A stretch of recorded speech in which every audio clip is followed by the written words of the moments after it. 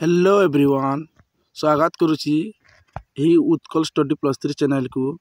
आज आम आलोचना करवा +3 फर्स्ट ईयर फर्स्ट सेमिस्टर जो जो माने इकोनॉमिक्स जी रखिंट से इकोनॉमिक्स जी1 कौन करवा ना एक मार्र शून्य स्थान पूरण कर विशिष्ट प्रश्न गुड़िक आम आलोचना करवा।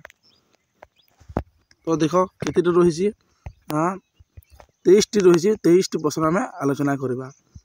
तो प्रथम प्रश्न रही भारत एक डैश राष्ट्र अटे। भारत क्यों राष्ट्र अटे ना विकासशील राष्ट्र अटे ना सा विकास कर चलुची।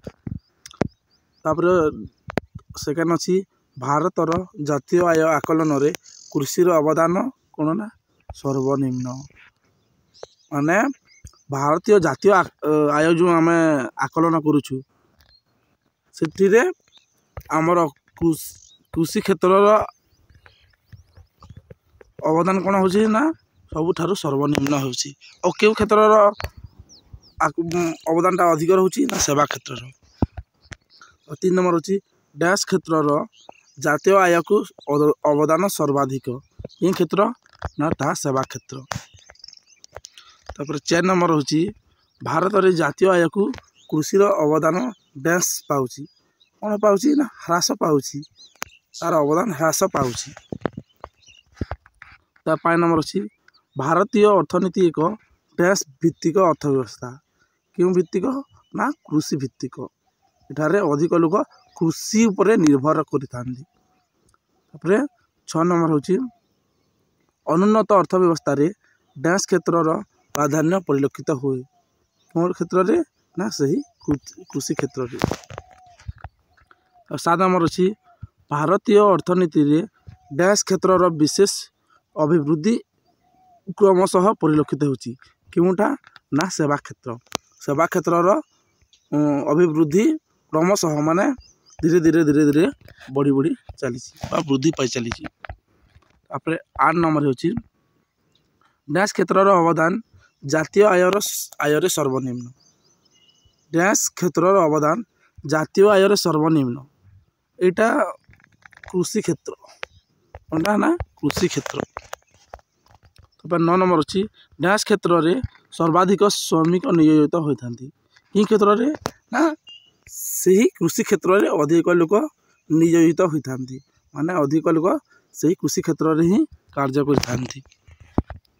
10 नंबर हूँ अर्थव्यवस्था को डैश टी क्षेत्र रे विभक्त कराई केतोटी ना 3टी ता कौन कौन ना प्राथमिक क्षेत्र माध्यमिक क्षेत्र और सेवा क्षेत्र। 11 नंबर अच्छी मत्स्य चाष डैश क्षेत्र रे अंतर्भुक्त। मत्स्य चाष क्यों क्षेत्र रे अंतर्भुक्त ना ताहा प्राथमिक क्षेत्र रे अंतर्भुक्त। 12 नंबर अच्छी जल जोगाण डैश क्षेत्र रे अंतर्भुक्त। जल जोगाण कि क्षेत्र रे ना माध्यमिक क्षेत्र वा शिल्प क्षेत्र। 13 नंबर हूँ वाणिज्य और परिवहन डैश क्षेत्र रे अंशविशेष माने कौन ना ता सेवा क्षेत्र वा टर्सरी सेक्टर। तृतीय क्षेत्र मध्य कह जाए और इटारे कौन ना परिवहन माने सेवा कराई जेपरि एम्बुलेंस परिवहन अनेक गुड़ी थाए शिक्षा स्वास्थ्य ये सब कौन सेवा जो जिते गुड़िए सेवा अच्छी सब यही सेवा क्षेत्र बा तृतीय क्षेत्र रे अंतर्भुक्त। 14 नंबर हूँ विद्युत शक्ति बा गैस डैश क्षेत्र रे अंतर्भुक्त।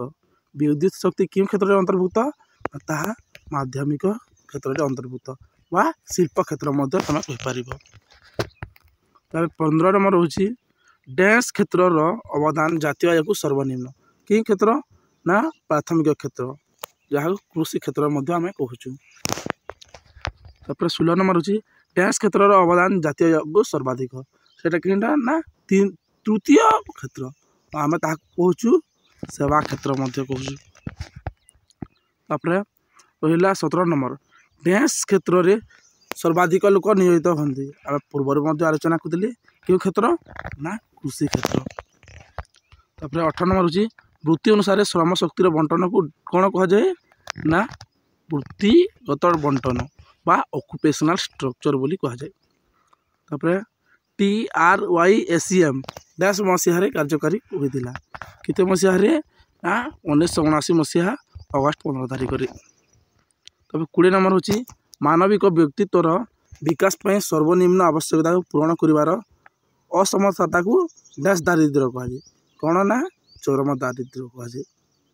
तब 21 नंबर हूँ विकसित राष्ट्र मानक डैश दारिद्र्य देखा जाए जो जो राष्ट्र गुड़िक जो जो देश गुड़िक विकसित होती से देश क्यों क्यों दारिद्र्य देखा जाए ना आपेक्षिक दरिद्र देखा जाए।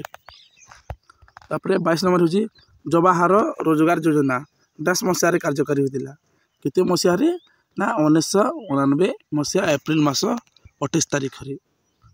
तापर 23 नंबर हूँ छद्मवेशी बेकारी डैश क्षेत्र में देखा जाती क्यों क्षेत्र में ना ताहा कृषि क्षेत्र में। छद्मवेशी बेकारी माने कौन ना से माने देख कार्य करी गोटे जमी देख गोटे एकड़ जमी कौन होचंती ना यदि 30 लोक काम करुछंती ओ 100 बस्ता धान होउची 30 लोक कार्य करुछंती और 100 बस्ता धान होउची सही 30 लोक जगह रे यदि 40 लोक काम करुछंती और ठीक से ही 100 बस्ता को 100 बस्ता धान यदि उत्पादन होउची तो यही 30 जगह 10टी अधिक रहिले 10 जन होउछंती छद्मवेशी बेकारी बोले आम कहीपर।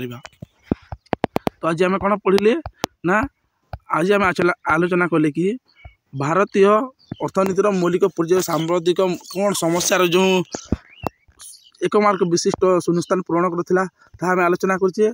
नेक्स्ट वीडियो आम आउ किसी विषय पढ़ा से पर्यंत रोची धन्यवाद।